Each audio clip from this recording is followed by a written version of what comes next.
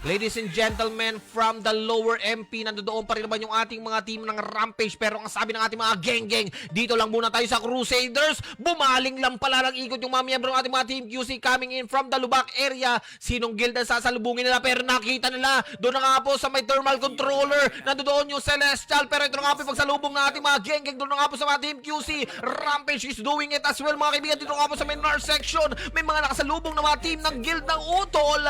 At sila ang pumiglas at bumanat sa ating mga Rampage guild. Pero aspirants from the backlane, galing doon sa may Lubak section natin, mga kaibigan. Ito nga po yung pagsalspukan together with the Rampage guild. Ladies and gentlemen, kaninong guild na mangingibabaw dito? May MP base, mga bossing, mga madam. Doon na nga po sa may taas na bahagi yung ating mga team ng QC. Aakyat na rin naman dito yung ating mga geng-geng guild. Makikita yung mga Rampage together with the Team QC. G1 side natin, mga kaibigan. Ito na nga po yung ating mga team ng aspirants together with the Sukarap guild. Naglalaban na pero doon sa may mid lane natin, yung mga Team QC, mga kasalubong yung mga miyembro ng ating mga Rampage. And the Team QC is doing it, ladies and gentlemen. From the G1 side natin, nakahiga yung mga miyembro ng ating mga team ng aspirants. But right now, yung ating mga Team QC ay hihiga na rin naman. Abante at susugod ngayon yung ating mga Sukarap coming in. Papunta na nga po doon sa may Badagedli. Nasilip yung ating mga Crusader. Ang kanila makikita doon, mga kaibigan. Right now, ito na nga po yung paghilata. Pasiklabo with a double kill. And yung ating film makakuha ng double kill, ladies and gentlemen.